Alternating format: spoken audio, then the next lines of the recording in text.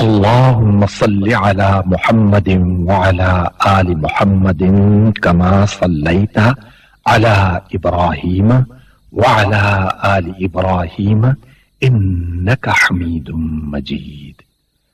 اللهم بارك على محمد وعلى آل محمد كما باركت على إبراهيم وعلى آل إبراهيم إنك حميد مجيد. الحمد لله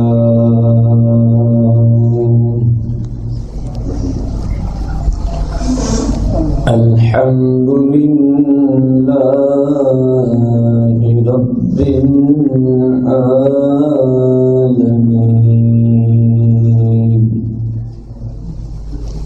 والعاقبة للمتقين والصلاة والسلام على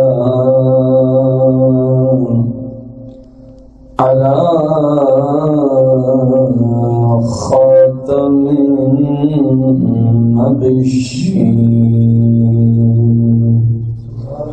وعلى آله وأصحابه وأزواجه وعلماء ملته أجمعين. قال الله تبارك وتعالى في القرآن المجيد والفرقان الحميد: فانكحوا ما طاب لكم من النساء مثنى وثلاث ورباع. آمنت بالله صدق الله العظيم. إن الله وملائكته يصلون على النبي يا أيها الذين آمنوا صلوا عليه وسلموا تسليما. الصلاة والسلام عليك يا رسول الله. الصلاة والسلام عليك يا حبيب الله. الصلاة والسلام عليك يا شفيع المذنبين.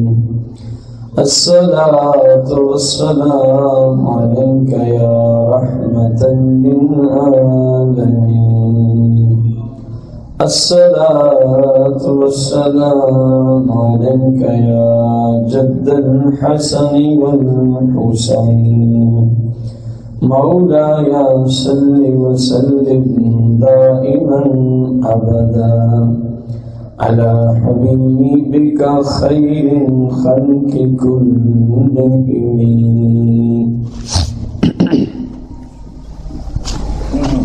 حمد و صلوات کے بعد ہمارے آج کے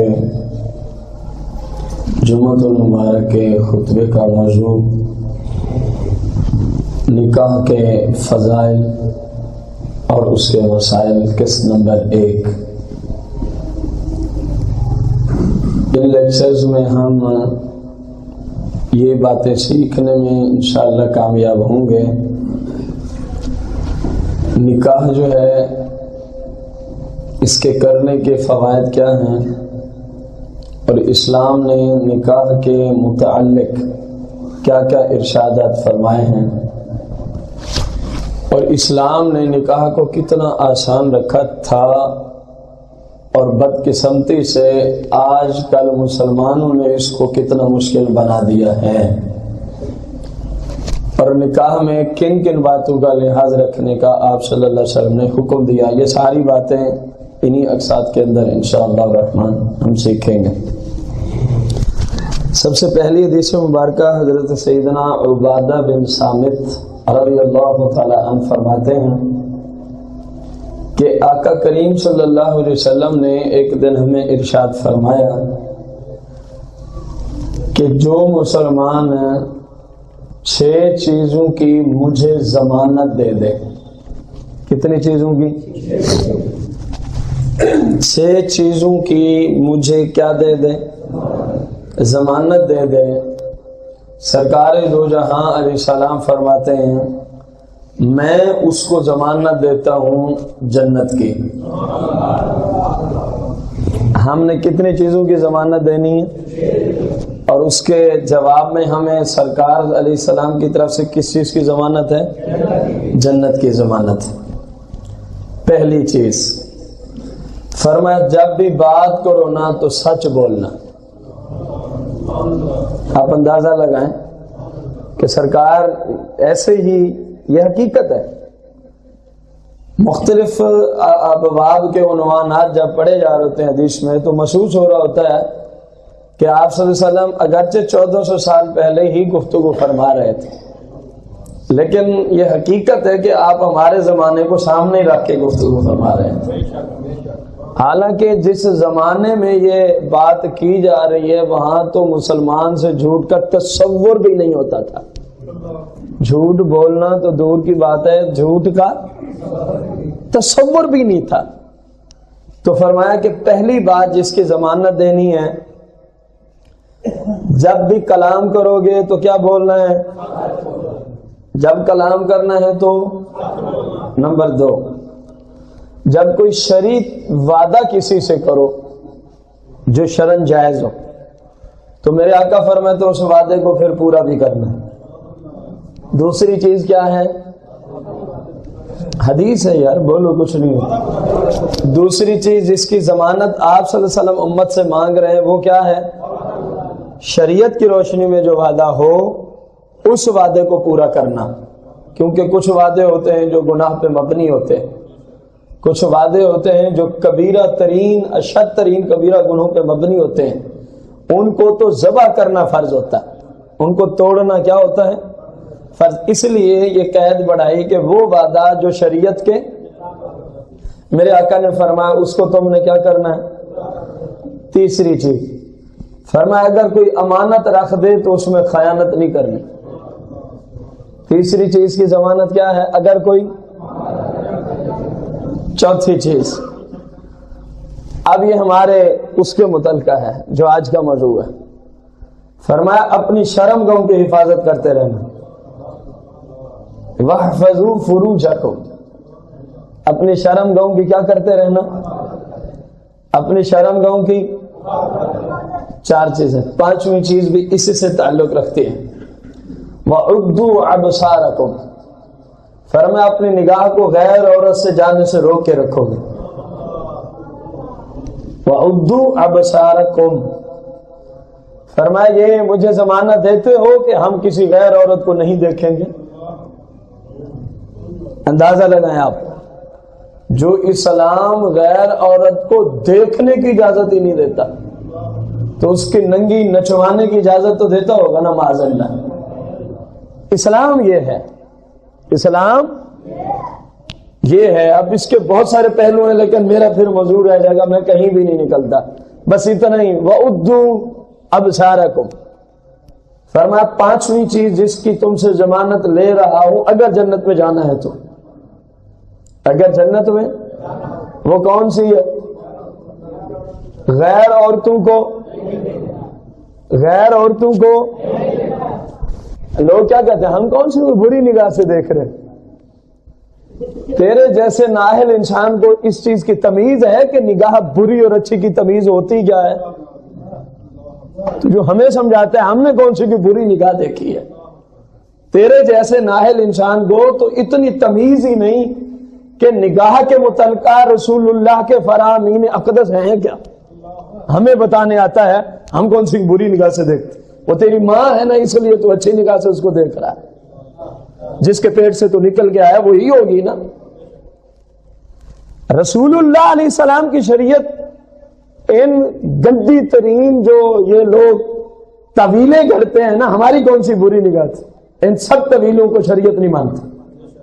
یہ سب بکواس ہے، یہ سب کیا ہے؟ بس فرمایا جنت جانا ہے تو وعدہ کرو.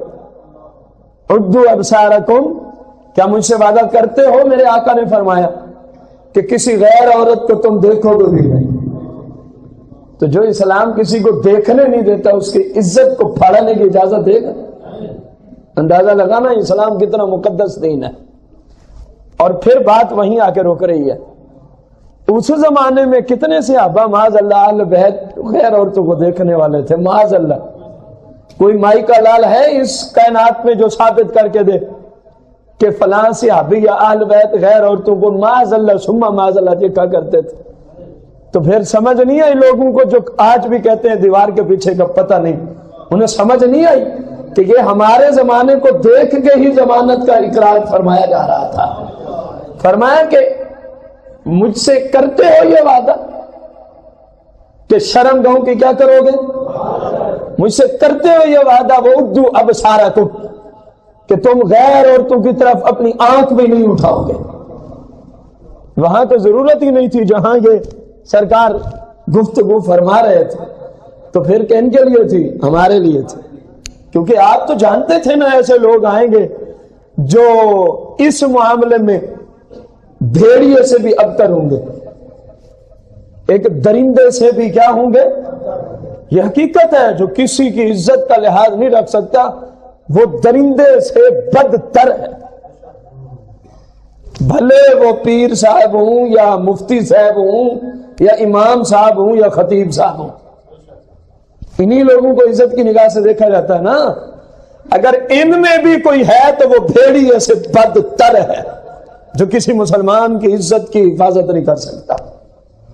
انہوں نے، ان بدماشوں نے جو ہیں ان کی بات کر رہا ہوں، حفاظت کیا کرنی ہے؟ یہ تو لوگوں کی عزت لوٹنے کے چکروں میں پڑے ہوئے، لوگ بھی بیچارے بالکل سادہ ہیں، انہوں نے بھی کبھی اپنی عزت کو محفوظ کرنے کا نہیں سوچا۔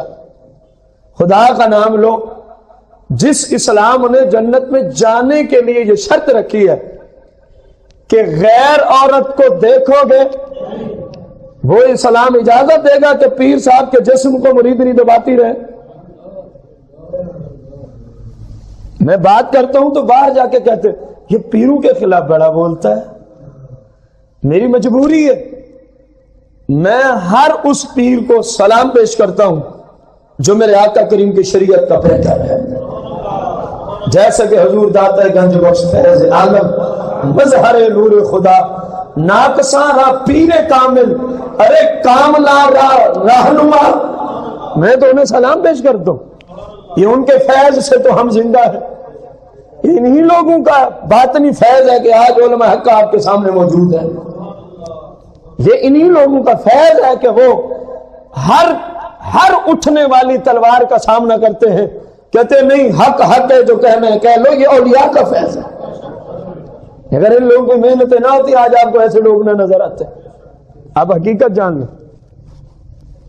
ہم تو چوروں کی بات کرتے ہیں، لوگ باہر جا کے کہتے ہیں یہ پیروں کے خلاف بولتا ہے۔ اب اور رسول اللہ پہ لگاؤ فتویٰ، جنہوں نے فرمایا جنت میں جانا ہے تو ضمانت دینی ہوگی کہ کسی غیر عورت کو تم دیکھو گے بھی۔ میں آپ سے پوچھنا چاہوں گا، دیکھنا، ذرا غور کرنا، جنسی تعلقات کی طرف سے سیکس کی طرف ذرا اپنے ذہنوں کو مبذول کریں، دیکھنا ایک طرف کھڑا ہے اور غیر عورت کا غیر مرد کے جسم کو پکڑ کے دبانا اور طرف کھڑا ہے۔ آپ بتائیں گے ان دونوں میں بڑا ظلم کون سا ہوگا؟ جسم کو پکڑ کے دبانا، جسم کو پکڑ کے، ضروری نہیں کہ دیکھنے سے شہوت ابھرے، یہ ضروری نہیں، لیکن جب اجنبی عورت اجنبی جسم کو پکڑ کے دبا رہی ہوگی، ناممکن ہے اگر اس کے اندر مردانگی پائی جاتی ہے تو ناممکن ہے کہ اس میں شہوت نہ اٹھے، یہ بات ناممکن ہے۔ آپ بھی امید ہے کہ اس بات سے اتفاق کریں گے کہ نہیں کریں گے؟ نہیں، ہمارے پیر صاحب تو اس بات سے ماورا ہے، تو جو اولاد پیدا ہوئی ہے وہ کہاں سے ہے؟ یہ آگے سے لوگ جملے بولتے ہیں۔ یہ تب نہیں ہوگا جب پیر صاحب فارغ ہوں، کہتے ہیں ہمارے پیر صاحب انہوں عاملوں سے پاک ہیں، تو جو ان کی بیٹیاں اور بیٹے ہیں وہ کن کی نسل سے ہیں؟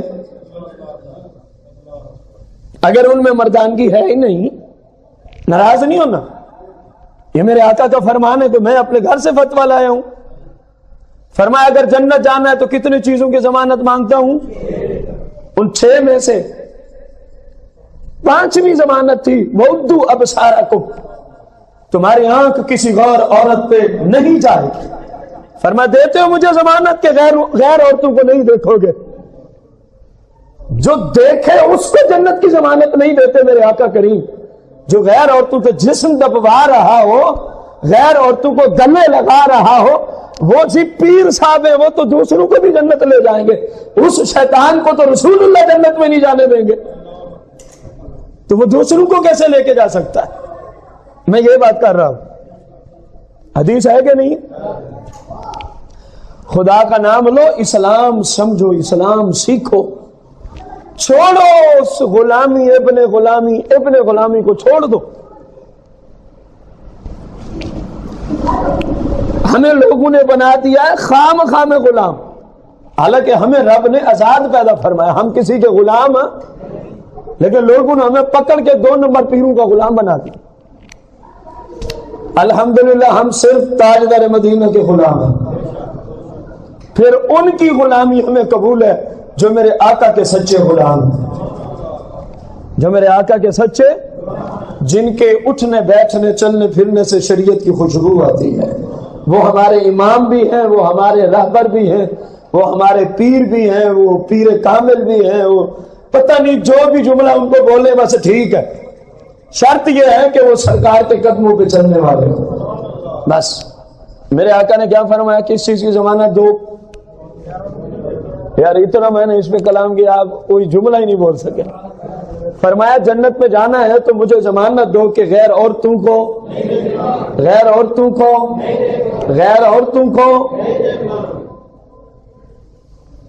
اور میرے آقا کریم علیہ السلام نے 6ٹھی بات فرمائی، وَكُفُّوا أَيْدِيَكُمْ، اپنے ہاتھوں سے کسی کو تکلیف نہیں پہنچانی۔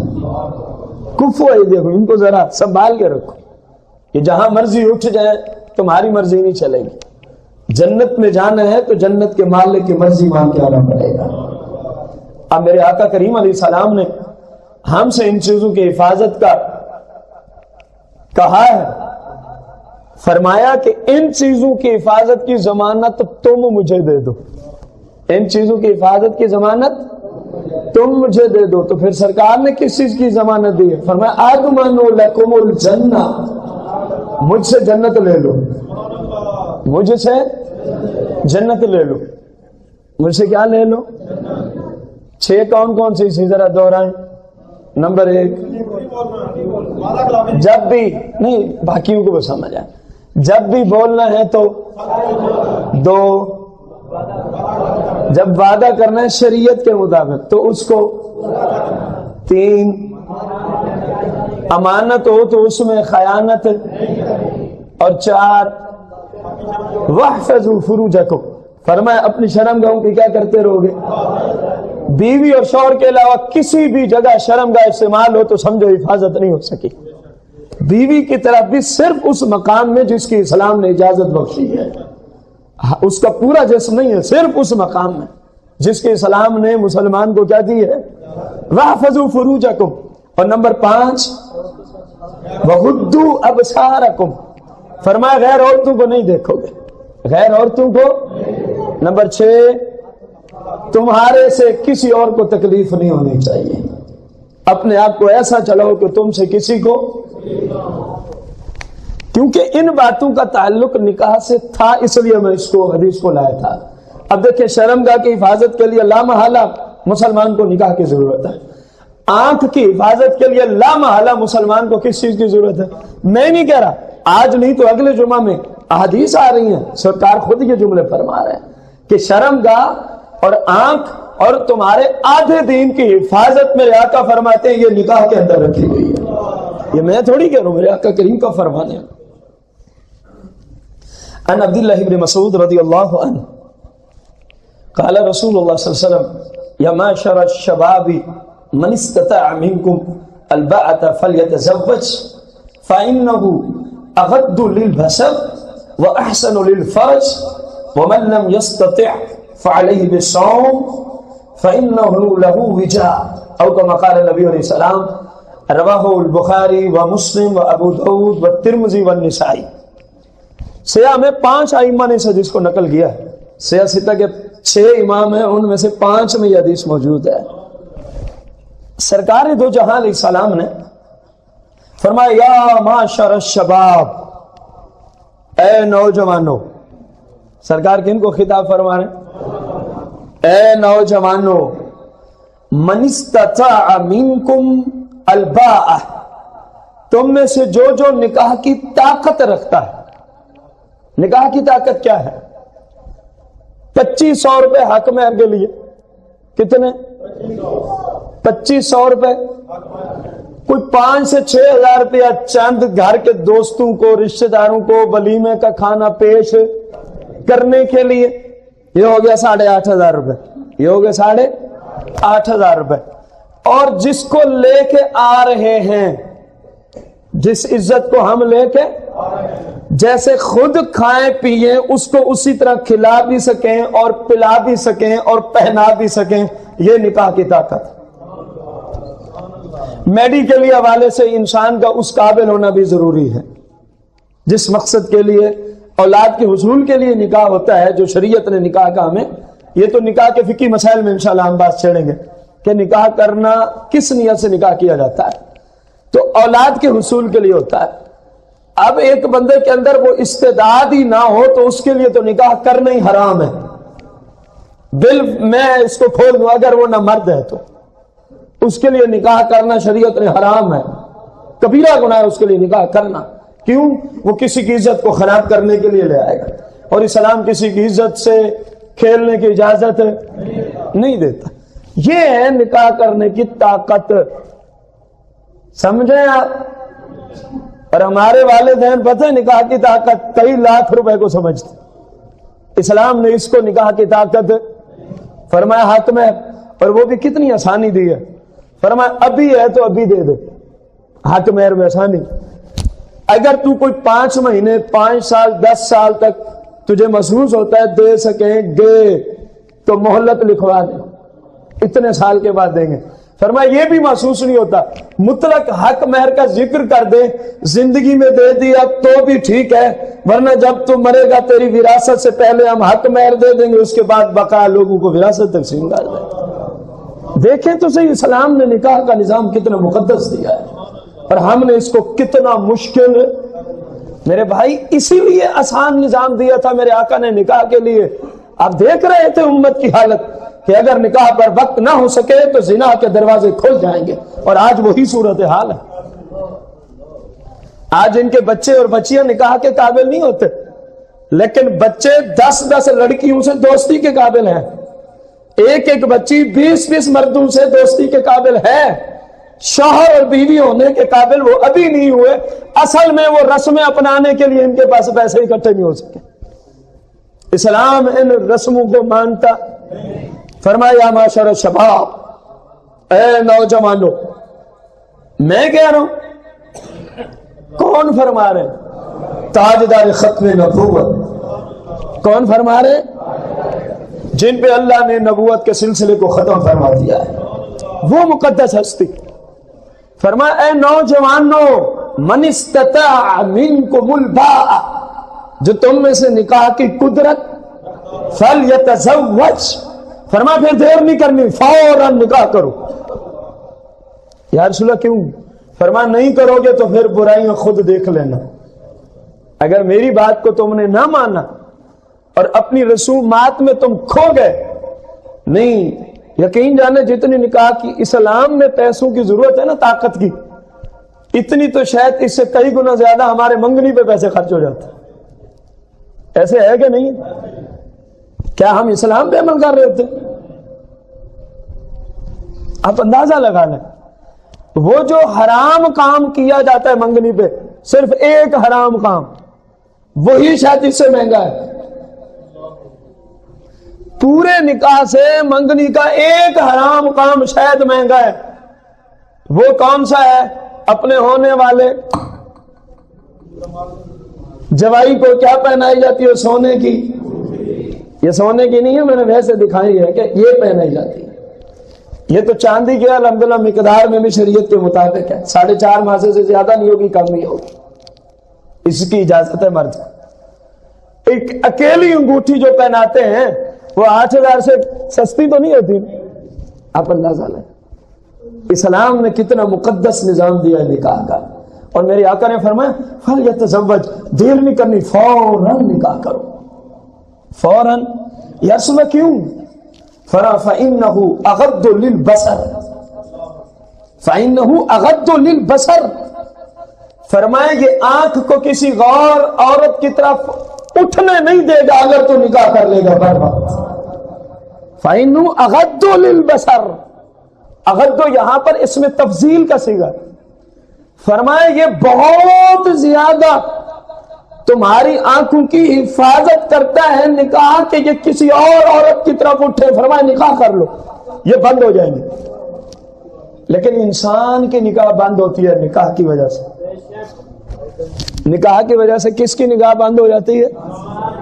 درندے کی نہیں ہوتی، بھلے اس نے 4 ہی کر رکھی ہے، درندے کی نہیں ہوتی۔ اور یہ اسلام میں قرض ہوتا ہے، بقایا روایات موجود ہیں باقاعدہ، جو کسی کی عزت سے چھیڑ چھاڑ کرے گا اس وقت تک موت نہیں آئے گی جب تک اس کی عزت کو چھیڑا نہیں جائے گا، یہ باقاعدہ روایات۔ جب کسی لڑکی سے یہ معاملہ ہو رہا ہو تو ذہن میں رکھنا آپ کی بیوی نے بھی آنا ہے، آ چکی ہے تو ٹھیک، ورنہ آنا ہے، کل کو پھر اولاد بھی ہونی ہے۔ کسی کی عزت کو چھیڑنے والے کو اس وقت تک موت نہیں آئے گی جب تک اس کی عزت کو خراب نہیں کیا جائے گا، یہ قرض ہے۔ اسی لیے تو میرے آقا نے اس سائل سے فرمایا تھا جو زنا کی اجازت مانگنے آیا تھا، فرمایا کیا تجھے یہ پسند ہے تیری ماں سے، تیری بہن سے، تیری بیوی سے، تیری بیٹی سے کوئی یہ کرے؟ اس نے عرض کی مجھے تو یہ پسند نہیں ہے۔ میرے آقا نے فرمایا پھر تو جس سے جا کے یہ کام کرے گا، جس کی تو اجازت مانگنے آیا، وہ کسی کی ماں ہوگی، کسی کی بہن ہوگی، کسی کی بیوی اور کسی کی بیٹی، یہی رشتے ہوتے ہیں نا عورت کے۔ کائنات میں کوئی عورت آپ نکال کے لیں جو ان 4 رشتوں سے باہر ہو، میرے خیال میں سمجھ نہیں آ سکی۔ کائنات میں کوئی عورت آپ لے ہیں جس کا ان 4 میں سے کوئی ایک رشتہ دنیا میں نہ ہو۔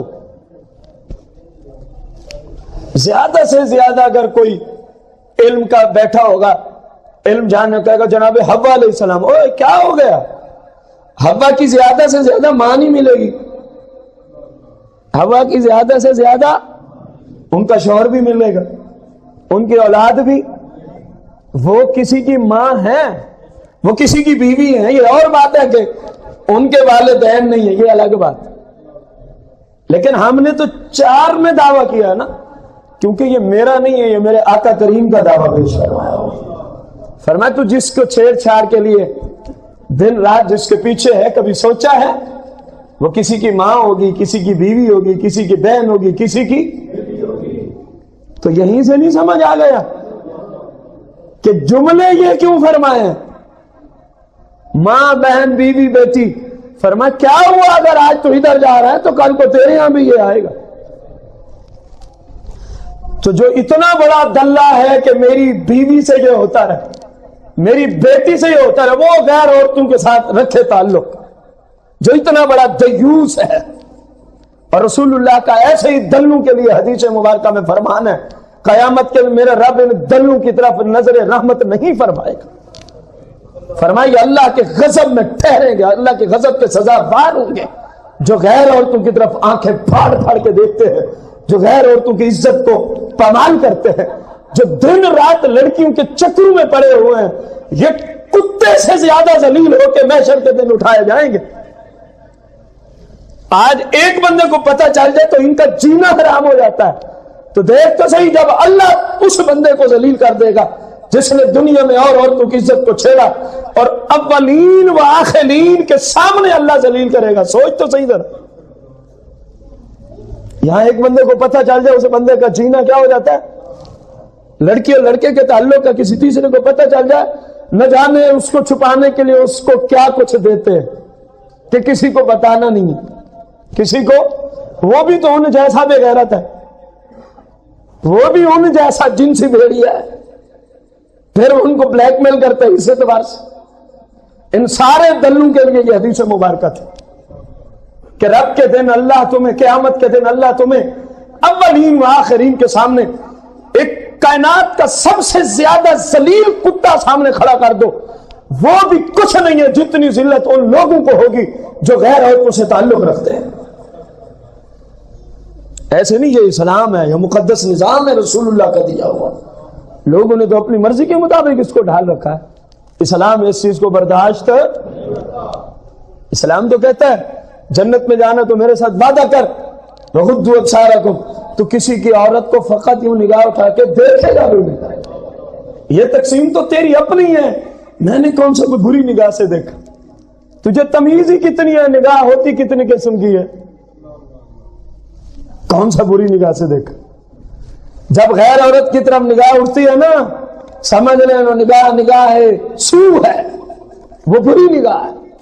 غیر عورت کی طرف اٹھنے والی نگاہ اچھی ہو سکتی ہی؟ میں تجھے شریعت بتا رہا ہوں، تو اپنے خیالات کا اظہار کرتا۔ میں نے کئی بار آپ کو جملہ بولا، میری بات سے اتفاق نہ کیا کریں، لیکن جس نبی علیہ السلام کا آپ نے کلمہ پڑھا ہے ان کے حدیث کو ماننا تو آپ پہ ضروری ہے کہ نہیں؟ آپ کے سامنے حدیثیں پڑھتا ہوں کہ نہیں پڑھتا؟ کسی کہانیاں مجھے نہیں آتے،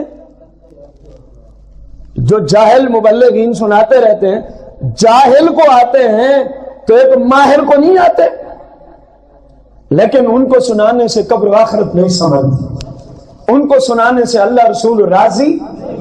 البتہ کوئی 500 1000 2000 سٹیج پہ آ جائیں گے، لیکن ایسے پیسوں پہ ہم تھوکتے ہی نہیں ہیں جن پیسوں کے حصول کے لیے رب رسول کو ناراض کرنا پڑے گا۔ کیا کرنا ہے یار؟ مالک حلال سے، طیب طاہر سے اگر کھانے کو دے دے تو یہ بھی اس کا فضل نہیں، حرام کی طرف منہ مارنے کی ضرورت ہی کیا ہے؟ میرے آقا کریم علیہ السلام نے فرمایا، اے نوجوانوں کا گروہ، اے نوجوانوں کی جماعت، قیامت تک کے نوجوانوں کو سرکار نے خطاب فرمایا، جب حق میں جتنے پیسے اسی وقت نہیں ہو تو بعد میں دے دینا، اور 2 3 4 5 گھر کے جو افراد ہیں ان کو ولیمے جتنے کھانے کے پیسے تمہارے پاس آ جائیں۔ اور پھر میرے آقا کریم علیہ السلام فرماتے ہیں، جس کی عزت کو تو لے آ رہا ہے اس کو کھانا دینے کے تو کیا ہو جائے، قابل ہو جائے، تو فلیتزوج، فرمایا اب دیر نہیں کرنی، فوراً نکاح کر لینا ہے۔ کیوں؟ فرمایا یہ آنکھوں کی حفاظت کا بہت بڑا ذریعہ ہے۔ اور اگلے جملے وَأَحْسَنُ لِلْفَرْجِ، فرمایا یہ مسلمان کی شرمگاہ کی حفاظت کا سب سے بڑا ذریعہ ہے، سب سے بڑا قلعہ ہے۔ احسن، فرمایا سب سے بڑا قلعہ ہے مسلمان کی، مرد و عورت کی شرمگاہ کی حفاظت کا۔ کیا چیز سب سے بڑا قلعہ، مضبوط قلعہ؟ رسول اللہ فرما رہے ہیں نکاح۔ ذرا بولے نا، کیا فرمایا ہے؟ اور یہ حقیقت، میری بات سے اتفاق نہ کیا کرو بھائی، میری عقل میں بات آئے نہ آئے کوئی ضروری تو نہیں، آپ کی عقل میں کوئی بات آئے نہ آئے ضروری۔ جن کو رب نے وہ عقل دی ہے کہ ہم عقل میں مثال دیں تو شاید یہ بھی توہین ہو، شاید یہ تو تاجدار ختم نبوت کا فرمانے والا انسان ہے۔ فرمایا مومن کے حق میں نکاح جو ہے اس کی آنکھوں کی بھی حفاظت کرتا ہے، اور اس کی شرمگاہ کے لیے کائنات میں اس سے زیادہ مضبوط قلعہ اور احسن کے جملے، احسن للفرج۔ لیکن مومن نے یہود و نصارہ کی رسم نکاح میں ڈال کے امت کے اندر انتشار برپا کر رکھا ہے۔ آج کے مسلم نے، بچے نوجوان ہو جاتے ہیں، اس کو کوئی پرواہ نہیں نکاح کے متعلقہ، بچیاں نوجوان ہیں، اس کو کوئی پرواہ نہیں نکاح کے، ان کو ایک ہی دھن سر پہ چڑھا ہوا ہے، فلاں ڈگری بھی اس نے حاصل کرنی ہے، فلاں ڈگری بھی اس نے حاصل کرنی ہے، فلاں ڈگری بھی اس نے حاصل، اور اس کی شادی کے لیے کم و بیش 6 سے 8 لاکھ روپیہ اکٹھا ہونا ضروری ہے۔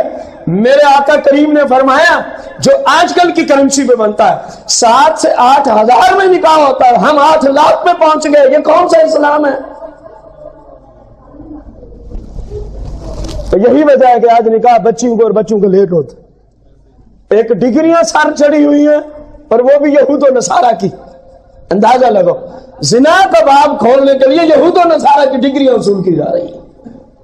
آج یونیورسٹیوں میں، آج کالجوں میں، خصوصاً فیمیل کی میں بات کروں، کتنی عزت محفوظ ہے مسلمان بچیوں کی۔ میرے پاس وقت نہیں میں اس پہ کلام کروں، آپ سب ماشاءاللہ دانشور ہیں، آپ سب کو پتہ ہے اس وقت یونیورسٹی اور کالج اور وہ اکیڈمیاں جہاں وہ مچھ ڈنڈے سامنے بیٹھ کے ہماری ماؤں بہنوں کو درس دیتے ہیں، یہود و نصارہ کی تعلیم پڑھاتے ہیں، آپ کسی سے پوشیدہ نہیں کہ مسلمان کی عزت یہاں کس طرح لٹ رہی ہے، لیکن مسلمان اندھا ہو گیا ہے، گونگا ہو گیا ہے، بہرا ہو گیا ہے، مال بھی خرچ کیے جا رہا ہے، حصول کس کا ہے؟ یہودیوں کی فلاں ڈگری حاصل ہو جائے، عیسائیوں کی فلاں ڈگری حاصل ہو جائے، بھلے ادھر یہودیوں کی ڈگریوں کے حصول کرتے کرتے جہنم کی ڈگری کرتی جائے، ان کو کوئی پرواہ نہیں۔ جہاں بھول جاؤ آپ میرے بھائی بزرگ کھڑے ہو کے سمجھا دیجئے گا، انشاءاللہ میں آپ کا شکریہ ادا کروں گا جبکہ دلیل سے بات کریں۔ آج ہماری بچیاں کالج یونیورسٹی میں جاتی ہیں، ان کی عزتیں پہلے چار چاک کی جاتی ہیں، گیٹ میں وہ داخل ہوتی ہے اس کو کہتے ہیں دوپٹہ یہیں رکھ کے آ۔ یہ آپ کے فیصل آباد کے کالجوں کی بات کر رہا ہوں۔ کیا مسلمان عورت کے لیے یہ جائز ہے کہ وہ ایک فاسق و فاجر شخص کے سامنے سر ننگا کر کے بیٹھی رہے؟ یہ اسلام ہے؟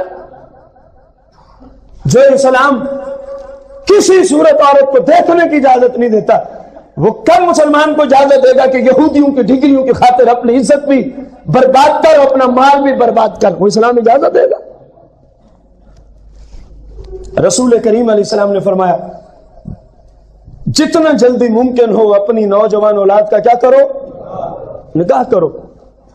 زنا کے اندر جو زنا کے دروازے کھل چکے ہیں، صرف نوجوان ملوث نہیں، ان کے والدین بھی ملوث، جو جان بوجھ کے بچیوں اور بچوں کے نکاح لیٹ کرتے ہیں۔ میرے آقا نے جو فرمایا فوراً نکاح کرو تمہاری عزتیں بچ جائیں گی، آخر کوئی وجہ تھی تو جملے بولے تھے۔ ہم نے اس حدیث پہ کتنا عمل کیا ہے؟ آگے میرے آقا فرماتے ہیں یا رسول اللہ ممکن ہے کوئی اتنا غریب ہو بیچارہ جو اتنی استعداد بھی نہ رکھتا ہو کہ وہ خود کھانا کھا سکتا ہو، بیوی کو بھی کھلا سکتا ہو، جس میں اتنی پاور ہی نہ ہو، قوت؟ فرمایا کوئی نہیں، اس کا بھی حل دیتے ہیں۔ وَمَن لَّمْ يَسْتَطِعْ فَعَلَيْهِ بِالصَّوْمِ، فرمایا جس کے پاس 7-8 ہزار بھی نہیں ہے نکاح کر سکے تو میرے آقا ایک ختم نبوت صلی اللہ علیہ وسلم فرماتے ہیں پھر اس کو چاہیے وہ روزے رکھنا شروع کر۔ فرمایا کیوں یا رسول اللہ؟ فَإِنَّهُ لَهُ وِجَاءٌ، فرمایا روزہ رکھنے سے وہ جو جنسی خواہش ہے نا وہ مر جاتی ہے، پھر بندہ غیر عورتوں کی طرف نگاہیں اٹھاتا، پھر بندہ زنا کے دروازے تلاش کرتا۔ فرمایا پھر روزے رکھ کے اے نوجوانوں اپنی عزت کو محفوظ کرو۔ جو دن رات لڑکیوں کے آمد و رفت کے چوک اور بازار تکتا ہے، اس پیسے کو فاجر شخص نے کب روزے رکھ کے اپنی عزت کو محفوظ کرنا ہے؟ وہ تو ٹائم ٹیبل دیکھتا ہے، فلاں چوک سے فلاں لڑکی اس وقت میں گزرتی ہے۔ میرے بھائی اگر اس لڑکی کا باپ نہیں دیکھ رہا تو کیا ہوا؟ اس لڑکی کا بھائی تیری ان حرکتوں کو نہیں دیکھ رہا تو کیا ہوا؟ تو کیا سمجھتا ہے جس رب نے تجھے پیدا کیا تجھے وہ نہیں دیکھتا؟ تو بچی کے باپ سے ڈرتا ہے، بچی کے تو اس کے رشتہ داروں سے ڈرتا ہے۔ کبھی سوچا ہے جس مالک نے تجھ سے حساب لینا ہے اس سے تو ڈرتا ہے؟ میں اشارہ کر کے نکلنا چاہوں گا آج کے درس سے، لوگ اللہ سے نہیں ڈرتے، اللہ سے لیکن کیمرے سے ڈر جاتے۔ میں اشارہ کر کے نکل گیا ہوں۔ لوگ اللہ سے لیکن کیمرے کی آنکھ سے لوگ ڈر جاتے ہیں، کیمرے کی آنکھ سے لوگ۔ ہمیں مدرسے کے معاملے میں ایک لڑکا 1-2-3 لڑکے تھے تنگ کر رہے تھے، یہی ابھی کی بات کر رہا ہوں جس طرح میں نے اشارہ کیا، اور میں نے بتانا بھی تھا اپنی اولاد کو بتا دینا اب جامعہ میں شروع سے لے کر آخر تک جس وقت خصوصاً بچیاں آتی اور جاتی ہیں یہ پوری گلی کیمرے کی آنکھ میں ہوتی ہے۔ کل کو پھر نہ کہنا ہمیں خبر نہیں تھی، ان بچوں کو کہہ رہا ہوں تنگ کر رہے تھے، 1-2 مرتبہ ان کو سمجھایا لیکن ان کی سمجھ میں نہیں آیا۔ این چھٹی کے ٹائم آپ کے کھڑے ہو جانا، تیری ماں یہاں سے گزر رہی ہے، تیری یہاں سے ماں گزر رہی ہے، میں آپ کو ڈنکے کی چوٹ پہ اپیل کر دوں جتنا ممکن حد تک میں اپنی بیٹی، بیوی، ماں اور بہن کی عزت کی حفاظت کر سکتا ہوں، یقین جانے میں باوضو ہو کہ منبر رسول پہ بیٹھا ہوں۔ جو آپ کی عزتیں مدرسے میں پڑھنے آتی ہے فقیر ان کے لیے بھی اتنی ہی کوشش کرتا ہے جتنی میں اپنی بیوی اور بیٹی کی عزت کی حفاظت کر سکتا ہوں. ہم نے دیکھا یہ باز نہیں آتے, ہم نے کیمرے لگوا دیے, اسی دن سے اب تو کوئی نہیں نظر آتا. تو ثابت کر دیا میں نے, لوگ اللہ سے نہیں ڈرتے لیکن کیمرے کی آنکھ سے ڈرتے ہیں. شرم کرو, حیا کرو, شرم کرو. اور ان کیمروں نے قبر و آخرت میں کام نہیں آنا جن سے تم ڈر گئے ہو. اور صرف یہاں کی بات نہیں, ہر جگہ کی یہی بات. ان کیمروں نے کام نہیں آنا. اگر ڈرنا ہے تو اللہ کی ذات سے ڈرو. اللہ فرماتا ہے وخشونی, مجھ سے ہی ڈرتے رہو. قرآن نے فرمایا وخشونی, مجھ سے ہی ڈرو. یا اللہ, اور کسی سے نہیں ڈرنا. فرمایا کائنات میں اور کسی سے بھی نہیں ڈرنا, صرف اللہ سے ڈرتے رہو, صرف اللہ سے ہی ڈرتے رہو. یہ میں نے ضمن اپیل کیا ہے کہ جامعہ میں اب کیمرے لگے ہوئے ہیں. کل کو اگر کوئی بچہ ایسی ویسی حرکت کا مرتکب نظر آتا ہے تو پھر اس کے والدین یہ مت کہیں کہ ہمیں تو خبر نہیں تھی, ہمیں تو خبر نہیں تھی. جتنی بچیاں یہاں پڑھتی ہیں وہ میری بیٹی, میری بہن, میری ماں, میری بیوی کی طرح ہی میرے لیے قابل صد احترام. اور مسلمان کی یہی تعریف ہے, جو ایسے وہ اپنے گھر والوں کی حفاظت چاہتا ہے, ہر مسلمان بہن, بچی, بیٹی, ماں کی عزت مسلمان ویسی ہی چاہتا ہے. اسے میری بات نہیں, اب سب کے لیے بھی قانون یہی ہے. اب سب کے لیے قانون یہ شریعت کا دیا ہوا پاکیزہ قانون ہے. اللہ تعالی ہمیں سرکار کی سچی محبت عطا فرمائے. آمین بجاہ النبی الکریم علیہ الصلوۃ والتسلیم.